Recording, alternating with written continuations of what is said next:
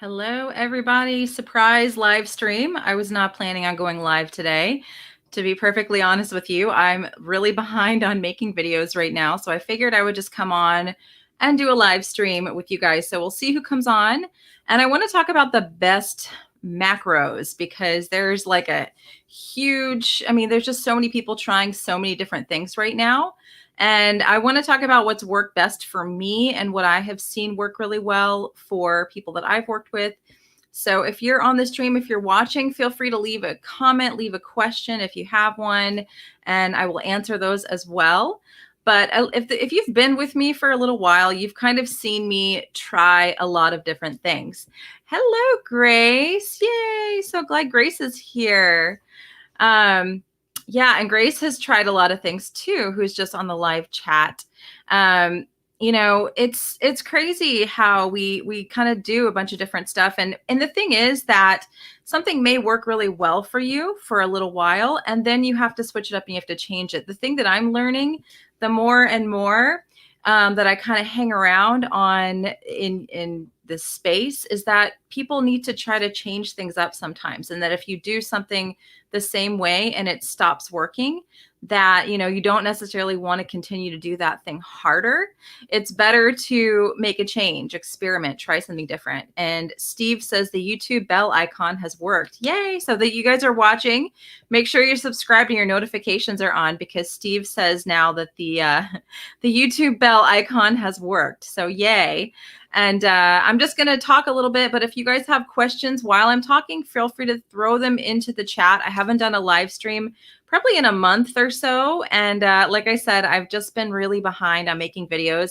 I'm working on a video right now about carnivore diet blood work that I just did. I have about 18 pages of blood work that I've just had done.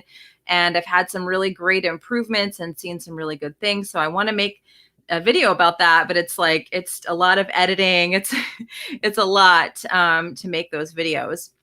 But for macros, yeah, see, that's what Grace says. High fat has worked really well for me recently, even though I did high protein for 2 to 3 years and that worked fine until it didn't. Yeah. So, when I first started carnivore, I just did carnivore. And so I just did it like I'm not measuring fat and protein. I just ate ground beef. I ate eggs. I did not eat any dairy because I had always kind of had reactions to dairy. Now I do a little bit of raw dairy and it's fine. But when I first started carnivore, I wasn't measuring fat and protein. I wasn't weighing and measuring anything at all. It worked really well for me. I just did ground beef and eggs. Steaks I found were a little harder for me to digest. They would make me a little more tired. But as I went on through carnivore, I was able to handle the steaks a bit more. But I was able to take the inflammation down, get rid of IBS, get rid of indigestion, get rid of a lot of things that had really been, oh, there goes my microphone. Sorry, you guys. If you could see my office, you probably would run screaming. It's a mess in here. And I have this little corner over here carved out just for my live stream. But anyway, that worked really well for me. And the thing is that I became impatient because I wanted aesthetic body goals. I wanted to look amazing. I looked good, but I wanted to lose the little tiny last little bit of weight. And just, not measuring and weighing anything, it was meeting my health goals. It was taking care of the IBS and the inflammation, the depression and anxiety that I had been struggling with, which was horrible. I was taking care of it. So anyone who's watching who's brand new to carnivore, I always like to throw that in there before we really start talking about macros. It's just sometimes a matter of just doing it, just getting off the processed foods, getting off of the sugar, getting off of that stuff that's making your body inflamed. And you may not even need to go full carnivore to do that. But if you're interested in doing carnivore, you can keep it really simple in the very beginning. Make sure you're replenishing those electrolytes, and it's not that crazy hard. But then I started getting really impatient with carnivore because I was, looking at people like Kelly Hogan, and she was really thin, and I was I want to be really thin, and it just wasn't working for me. So I started doing a lot of fasting. And I think that is kind of where I started having some issues because I started doing too much fasting. And I would find that when I would go to refeed, I wouldn't necessarily go on a binge, because you hear a lot of people that fast and they go on these crazy binges. And if that's you, then maybe fasting is not a good thing for you. But what my body would do, like say I would do like a 48-hour fast or 72-hour fast, I might lose a little bit of weight when I did it, but then I would eat just enough meat or eggs at carnivore foods so that I would gain the weight back, and then I would go back to where I had been before I did that fast. So some people can do fasting to lose weight, but it's just never been something that has worked for me, and but I kept doing it. It's like the thing that I said in the very beginning. If the thing that you're doing is not getting you where you want to do, the thing to do is do it harder, right? So I was still not really paying attention to how much I was eating. I was probably eating pretty not lean, because I would eat ribeyes with the fat on it. I would eat chicken wings with the skin on. But I would say when I look back at some of those days, I was probably eating like 60% protein and 40% fat most of the time, and adding in a lot of fasting. So I was doing a lot of fasting, and that started really messing with my hormones. And I think it was just the lack of variation, honestly. The flat line always, kind of the same macros, always the same fasting. So I would always do, 20 hours of fasting with a 4-hour eating window. I was just like kind of stuck in this, like always skip breakfast, never eat every day till 2. And my body just really adapted to that. And so again, I wasn't moving, wasn't making progress. And then I started having some problems where I lost my cycle. My hormones were getting really wonky. And that scared me. And then I got some blood work, which I'm going to make a carnivore diet blood work video for you guys soon. I promise. It was what I was going to do today. And then I got to the point today where I was like, I'm not going to have time to make this video and edit it and get it uploaded by tomorrow. Let me just go on live and just chat with everybody today. And Brenda says, thank you for making this live. Thank you for being here, Brenda. And you guys like up the stream if you're around, but yeah, so that kind of blew up at me where I was like, okay, I am not only not kind of reaching my goals, but now my hormones are just all over the place. Like they're plummeting. I don't have a cycle. Like this is not good. Let me see some of these questions too. So Carnivore Crusader says, hello, I follow you on Instagram and I noticed that you mentioned some issues on carnivore. I noticed cheese being a stalling factor for me during the past 2 years on carnivore. Yeah. I mean, and I've never been super heavy on the dairy, to be honest with you guys. I've never been someone who puts cheese all over their food. I mean, those pictures on Instagram look super, super good. They really do. But I've never been somebody who just smothers everything in cheese, drinks a bunch of cream. But if I do have it in, sometimes I will notice that I just have a tendency to eat more. And so what I'm eating is just more. It makes me a little bit more hungry. It can cause a little inflammation. But I do a little bit of raw dairy here and there. But some people, they just tend to go a little overboard on the cheese. Let's see. April says, I lost 4 pounds in my first month and gained it back. I think it was just water weight. Does your weight start to come back down? Well, I mean, when I first started carnivore, I lost a bunch of weight in the first month because it was water weight, because I was coming from eating carbohydrates, right? And when you switch from eating carbohydrates to not eating carbohydrates, your body loses a ton of water. And so there's like a water weight whoosh that happens when you switch to carnivore, when you even switch to keto. That's just kind of part of the deal. So, that weight stayed off of me. Like I lost that initial weight and it pretty much stayed off of me. So back to my story about macros. So 60-40 carnivore was in, fasting all the time, right? I think the fasting played a big part in this. I have to mention that. I started having some wonky stuff on blood work. My hormones started getting wonky. I lost my cycle.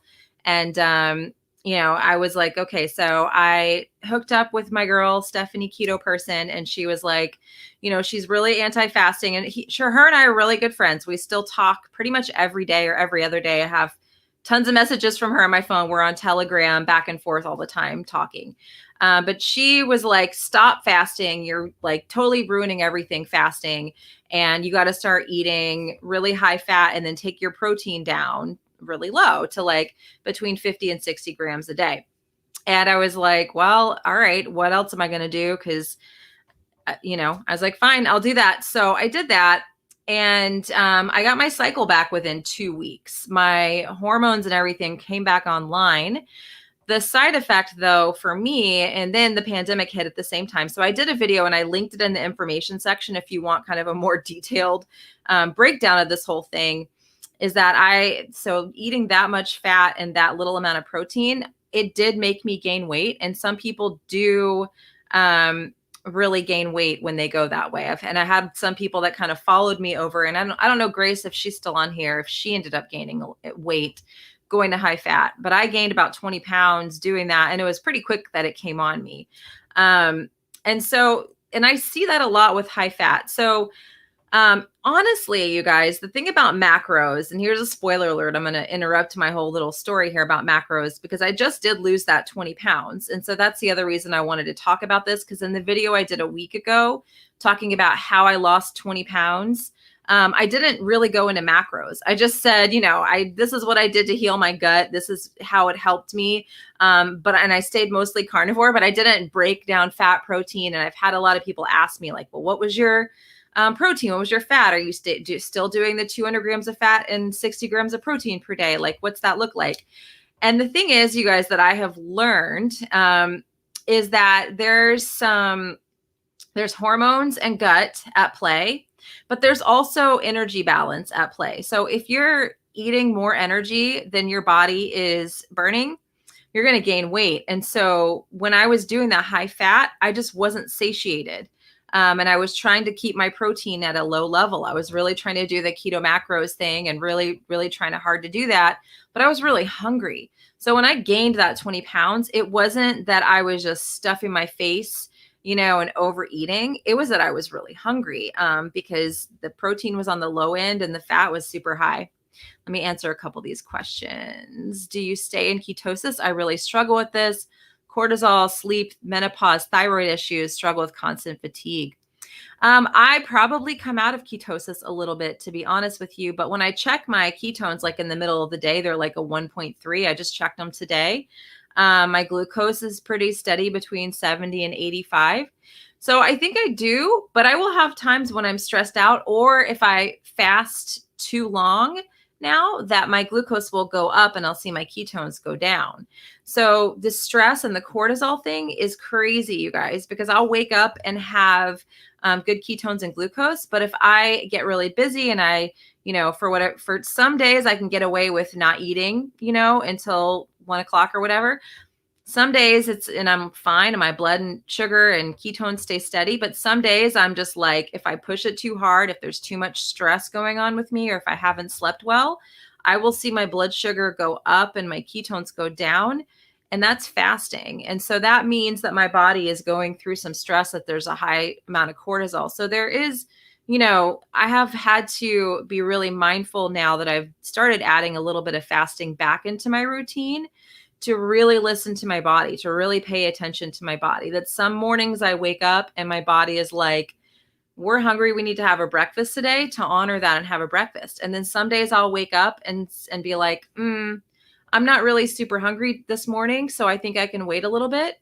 And, just kind of listening a little bit more, and then being aware of how those hunger signals do change throughout the course of my cycle as well. And let's see, Grace says, I didn't gain weight going high fat. Awesome. But you're right. I was like, what the hell else am I going to do? I sure as hell wasn't going to go back to eating standard American diet. Yeah. I mean, that's the same way that I've been through this whole journey. And I've bounced a little bit this year. I started off the beginning of this year and I was like adding in a few plants here and there and just experimenting, playing around. But never once did it cross my mind to go to the grocery store and buy pasta, or buy like packaged foods or any of that stuff. Like, yeah, I've kind of played around a little bit in the scope of low carb this year, but never once has it been a desire of mine to switch back to a standard American diet. Like, that's just not on the table. So, like I said, I've just experimented and played around with a lot of stuff at this point. So yeah, I back to the story. I did that super high fat diet, and I was really hungry and got got to the point last summer, I was like, I'm going to lose this weight. And I tried to just do a pure calorie deficit and I couldn't do it. I was just like, I could do it for a few days, but then I would just get so super hungry. I was miserable. And so at that point, I was just like, well, I'm just going to kind of give up. And I started working more on my gut health. And so this is, this comment a little bit earlier asking me if I stay in ketosis, talking about cortisol, sleep, menopause, thyroid, and then the constant fatigue. I wouldn't focus on weight loss at that point, and I wouldn't necessarily even micromanage your macros at that point. I would, and this is where I was last summer. I was stressed out because it's 2020. Everything was still crazy. When we're stressed out, our stomach acid goes down the toilet. Our digestive enzymes don't work as well. Our enzymatic function doesn't work as well. And so my body wasn't processing things as well. It wasn't digesting my food. I wasn't absorbing my nutrients. My adrenals were really burned out. So I was just like having trouble sleeping. I was really dealing with issues with my adrenals. So anybody that's like looking to lose weight, I know a lot of us are like, just give me the macros, tell me how much fat, how much protein, what do I need to do? I will do it. And, we have to sometimes back up a little bit out of that and say like, how are your adrenals doing? How is your sleep? Are you getting sunlight every day? Like, how's your vitamin D level?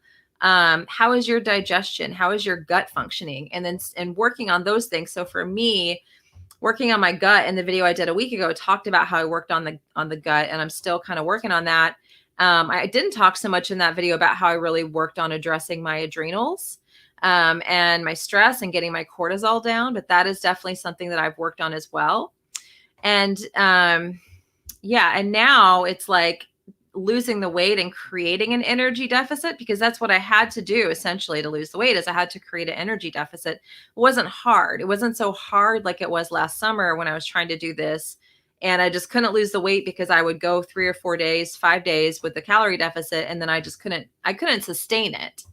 Let's see. April says, I found that too. No desire to eat plants or carbs. I did add a little berries and basic things. And I think that's, ancestral eating. I think that that's kind of the realm that we want to stay in. And then it depends on what kind of health conditions you're working on. Women, as we get older, unfortunately, we are not able to have the same carb tolerance as we were maybe when we're in our 30s or in our 20s. Like, it's just as we get older, as we head into perimenopause, menopause, our carb tolerance is so much lower and our adrenals get so super tired. So Jennifer says, how can you tell your adrenals are burned out? What tests are available for that? There's not really a lot of tests per se. I mean, you can do a hair tissue mineral analysis. The ones that I've used is with upgraded formulas. And I've had them tell a lot of my clients that their adrenals are just shot out, looking at their minerals. And I know Judy Cho does those as well, if you're looking for a carnivore friendly person to do that. And they can tell by looking at your hair tissue mineral analysis, the state of your adrenals, what's going on and what minerals you're deficient on, because our adrenals tend to like overdo it, right? Pump out all that cortisol. And that tends to like leach out our minerals. We tend to lose even more minerals when our adrenals are under stress. So, and there's a whole bunch of protocols and things. I'm not going to like, if I work with someone, when I coach someone, I will talk with them about their particular situation and make different recommendations for them based on like the state of their adrenals, and maybe add in a few little supplements temporarily to help them as a crutch. Let's see this comment. I have so much weight to lose, 100 pounds. So I'm trying to stay under 60 fat grams to burn my own body fat. I'm eating about 100 grams of protein. Does that sound about right? I mean, that's impossible for me to really know, to be honest with you. It doesn't sound like a lot of food, to be honest with you also. And I don't know how tall, I mean, this is where I would like do a coaching session with someone or pick my brain session with them. I'd be like, what's your height? What's your weight? Activity level? How old are you? Are you perimenopause or menopause? What's your activity level? Because 60 grams of fat, I don't know if that's necessary, like we have to vary it up, you guys. So when I'm getting to my macros 20 minutes in here of what helped me to lose that 20 pounds. Number one, I fixed my adrenals. I gave my adrenals some support through a few supplements. I fixed my gut, and I'm still working on the gut to make sure I'm actually extracting the nutrients out of my food, so I'm not starving for more nutrients. So the digestive enzymes that I have used and the HCl are linked in the information section. Those two have been vital for me. I still use those. I don't know that I might take a break soon and see if I don't need them anymore, but that's been essential.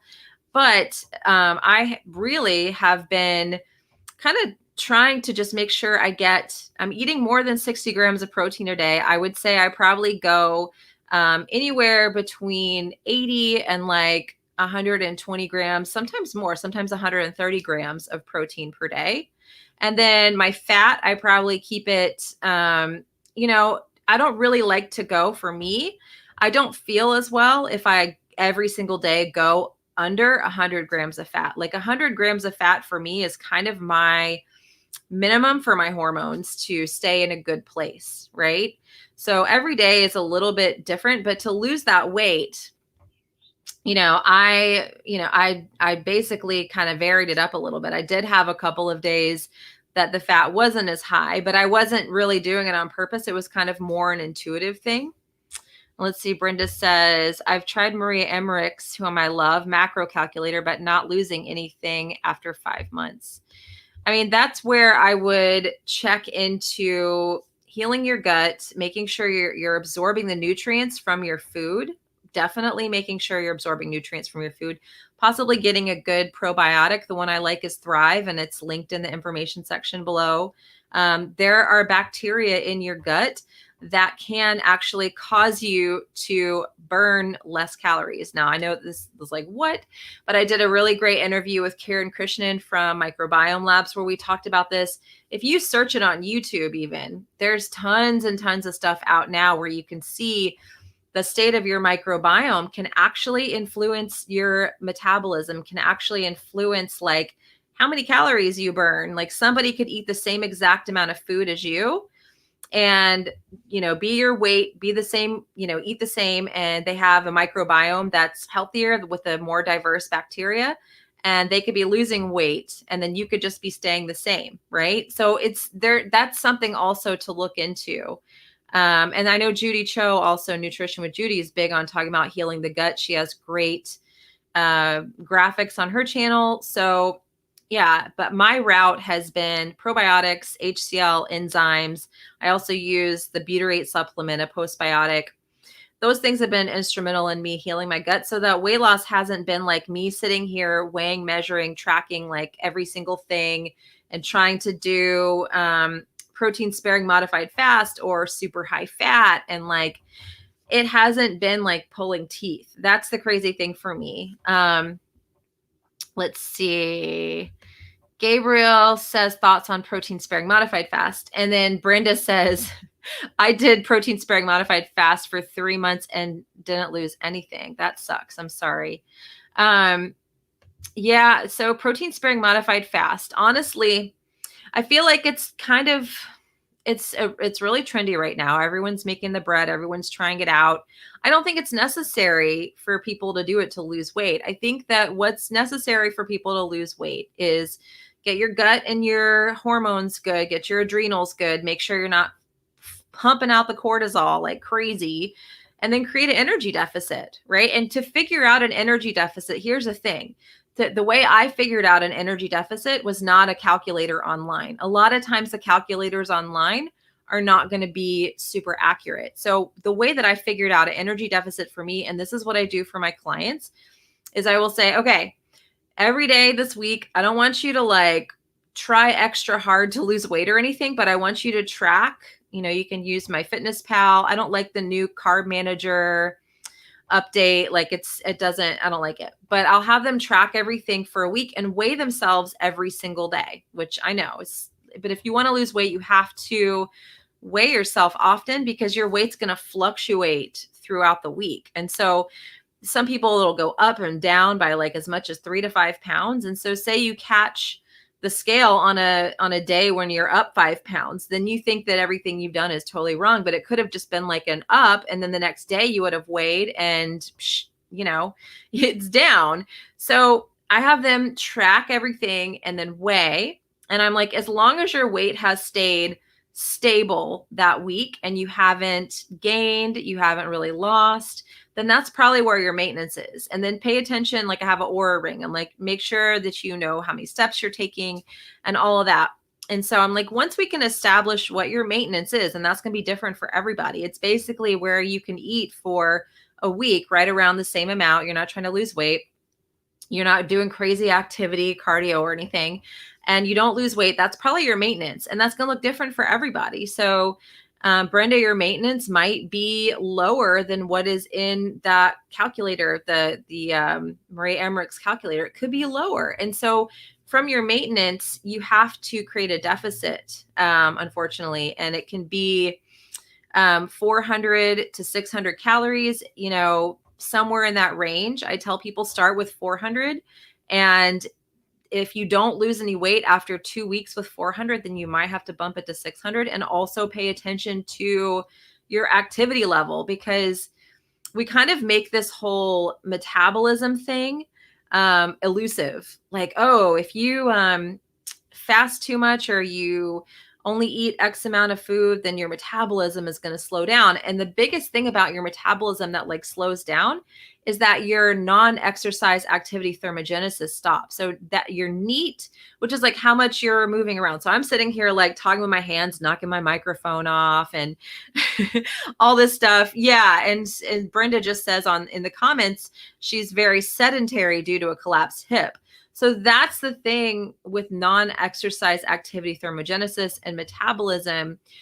A big portion of your metabolism, other than your resting metabolic rate, is going to be how much you're moving around all day. Like, that's why I tell people, make sure, you see your steps on that week where we're figuring out what your actual maintenance is. So what I would tell someone that is like, I can't figure out how to lose this weight, like I'm like, you got to actually establish what is your maintenance, and then you're going to have to put yourself into a deficit in order to lose the weight. And you have to be strict with the deficit. So for me, like last summer, I was trying to do a deficit and I literally couldn't stick to it. And I honestly think, and I'll say this, I think that for me, trying to eat really low protein, for me, 60 grams of protein a day is low. That's low for me.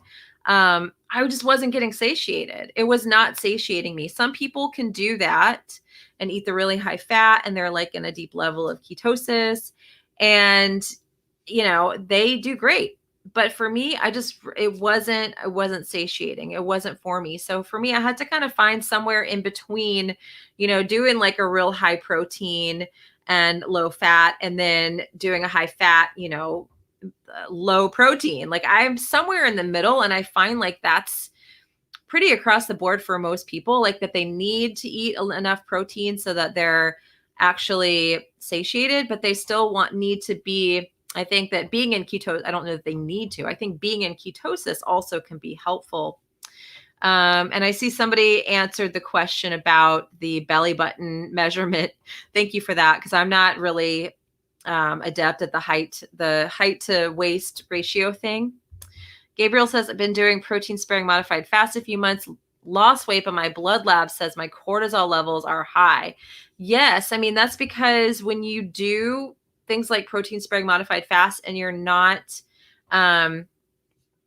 getting a lot of fat, then your cortisol is going to be higher.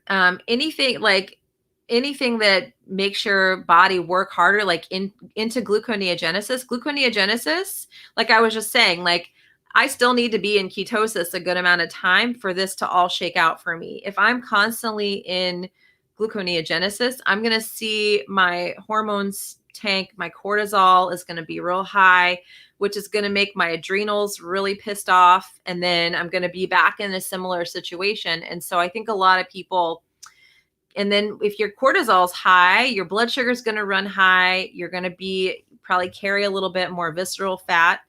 And even though you might be losing weight, you might still have a little more visceral fat because of the cortisol. So Yeah, that's why I'm not a huge fan of protein sparing modified fast, or like if you do it, definitely make sure you have a few days in there in the week where you're eating high fat. You have to give your body a break from that, and then not to do a lot of fasting on top of that. I think that if you're doing a lot of fasting and you're doing super high protein and low fat, that's like a recipe for your body to just get super, super stressed out. Um, I think that, yeah. So I hope that answers your question. And Gabriel says higher protein is more satiating for me than higher fat. Yeah, and it's the same for me, honestly. Like I need to eat enough fat. I don't need to go 200 grams of fat. Like this is me. I don't know if you guys are like this at all. I am super extreme. I wanted, if someone tells me to do something and they're like, it's going to work, I'm going to do it. So I've done a 7-day water fast. I can go every day and not eat until I'll do it. I will maximize it. I will do it.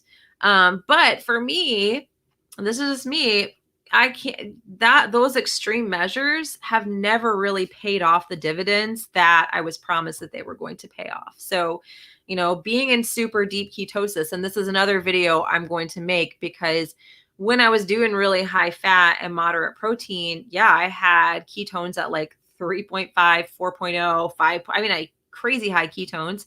Glucose was regulated. It was between, sometimes it'd go in the 60s and I didn't feel bad. So I wasn't worried about it, but it would never go above like a 75, like never. But I was gained 20 pounds. So, I thought like if I have these amazing numbers, if I have the blood sugar low and the ketones high, magic is going to start happening. And then the magic never started happening. And then I couldn't wear any of my clothes. And so I had to like kind of be like, okay, what am I going to do here? So yeah, I feel like the answer is somewhere in the middle. And it really just kind of comes down to an energy deficit. Again, gut, hormones, very important. If those things are not fixed, then calorie deficit's going to just be miserable. So yeah, that's kind of my whole thing on the macros, you guys, is like I still try to aim to have a low level of ketosis. My ketones probably measure between like a 0.8 and a 1.5. And if you had told me that when I was in my high fat days, I'd be like, oh, you're not really in ketosis. That's not high enough. But for me, I feel good. I have the clarity of my brain.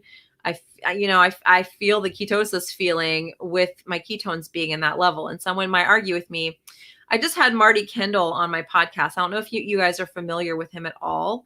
Optimizing Nutrition, that's going to be out probably in a few weeks, but he talks about that these optimal ketone levels that have been established. I think it was Finney that did the studies on this. When they were establishing those ideal levels of ketosis, they were doing it on people who were athletes, they were cyclists, and they were like newly into ketosis. So when I was newly into ketosis, my ketones would go up to like 5.0. Like I could get super high ketones when I was doing that really high fat and then like low protein thing. Real crazy high ketones, and then low blood sugar too. But to say once we get into ketosis, our ketones, because our body is actually going to utilize them, they don't need to stay super high, because we don't really necessarily want them to stay super high. We want our body to run off of those ketones, to use those ketones as fuel. So I think that's an important conversation to have as well, is like we're kind of, and I'll do a video that's kind of dedicated more to that. But for me, with the macros for weight loss, this 20 pounds that I just lost, and I've actually lost a few more pounds since then, it hasn't been like pulling teeth. Like I said, I probably eat at least 100 grams of fat per day, give or take, sometimes less, sometimes like 80. And then my protein, it ranges, it's not 60 grams a day. It ranges. And when I test, I'm still have the good blood glucose. I still have ketones, and I'm happy with it, because it's all about how you feel. When I had the high ketones and the low glucose and I was eating the high fat and I was gaining weight, I didn't feel good. So that just really was not working for me. The thing is about the high fat though, I probably could do high fat and low protein and lose weight, right? I probably could do that, but it would be really hard. It would just be really, it's hard to lose weight when you're not satiated. And I just really wasn't satiated with that lower amount of protein. Do you guys have questions or anything? I don't want to hang super long on here because I do need to go do a quick little meditation before I pick up my daughter. And this is kind of a surprise live stream. I didn't announce it anywhere, but I'm happy to answer any questions you guys have. I hope I was pretty clear about things. I know there's just so much going on in the community right now where it's like high fat or high protein. Jennifer says with 100 fat grams, about how much protein do you eat? I mean, it varies, honestly. I go up to 120 grams of protein a day. Typically, it just kind of depends on how hungry I am that day, but I'm not afraid of protein the way that I was, let's say, a year ago. A year ago, I was like terrified of protein. And some people might say 120 grams is low. I think it's fine. I am able to resistance train. I just did a DEXA scan back in June. I have good muscle mass, good bone density. I'm happy with it. So yeah, I'm good with that amount. But I don't really go much below like 80 grams of protein per day. That's kind of my minimum. So yeah, that's where I'm at right now with macros. And again, like I said, you can change. You can try something different. Let's say that you're doing protein sparing modified fast. Maybe having a few days in there where you're adding in higher fat or making sure you're not fasting too much. Just, I think variation is super, super important. Like I have a lot of variation in my days, even still, even though I'm not like in one camp or the other. I'm not protein sparing modified fast. I'm not super high fat. There's variation. There's some days I don't eat until like it's 2:23. I haven't eaten yet today and I'm fine. I probably will pick up my daughter and maybe eat around 3. But then tomorrow I'll probably wake up and say I need to eat breakfast. Yesterday I was eating from like sun up to sundown. That's probably why I'm not that hungry today. I was like waking up early, had to have breakfast, had to have lunch and dinner. So yeah, that's it. It changes every day. There's ways to do variation within it. Thoughts or worries on too much vitamin A? I feel like there's so much that we don't really know about that. I'm willing to listen to both sides. Judy's a friend of mine and she's texted me a lot of the information on that. And then I have other people on the other side that are saying that's nonsense and that's silly and don't listen to it. So I'm still kind of doing my own research on the vitamin A thing. So I don't really have a definitive answer for you. I'm going to be talking to more people on my podcast, more experts, biochemists, doctors, and I will definitely be asking them the question as well. But I know Dr. Barry, I saw a live stream that he did the other night and he was like, nope, it's stupid. You eat your liver, eat your organ meats. Don't worry about it. It's fine. So yeah, I mean, I feel like you have to make your own decision. I've tested my blood before and my vitamin A was in a great place and I eat liver. I don't eat as much liver as I used to, but I still do eat it. I still do bring it in. I still do think it's good, but I don't know. The jury's still out on the vitamin A thing for me. All right, guys, let's see. I'll do this one last question. Are your meals small or do you tend to eat large portions? I mean, I vary it up. So yesterday I had breakfast, lunch, and dinner. So obviously the portions were smaller during doing 3 meals. Today, I will probably only eat 1 to 2 meals, if that. I'll probably eat some more substantial meal at 3. And then I may have a little something at night, like around 6:30 or so. So, I mean, it really depends on the day. If it's a day like today where I'm not eating until the afternoon, then I'll have like a bigger meal than like yesterday where I had 3 meals. So I'm constantly changing it up. And the mistake I've made in the past is that I try to do the same exact thing every single day. And then my body's like, okay, well, we're going to adapt to this, you know? So eating one meal a day, my body's like, we're going to adapt to this. Eating in a 4-hour eating window, my body says, no, we're going to adapt to this. So I think the key is to keep an open mind, make sure your gut and adrenals are in a good place, and keep variation in there. You know, I think that that's so, so important. Oh, thank you, Marcy. She says, thanks for your sharing your journey and all your knowledge. Love you. Thank you so much for that. All right, guys, I will try to make my video on blood work really soon. I do have some really great news about blood work since I've kind of been doing this tweaking. You know, I've seen a lot of my markers improve, which is really exciting. And then I'm going to do another video talking about, which I kind of did today, but I want to do a shorter one, why I'm not chasing ketones anymore and chasing numbers on my meter, because yeah, it kind of didn't work. It didn't help. It wasn't helpful information. So I will work on those, I promise. Thanks, Grace. Love you too. All right, guys, have an awesome rest of your Thursday. I remembered what day it is. All right, bye.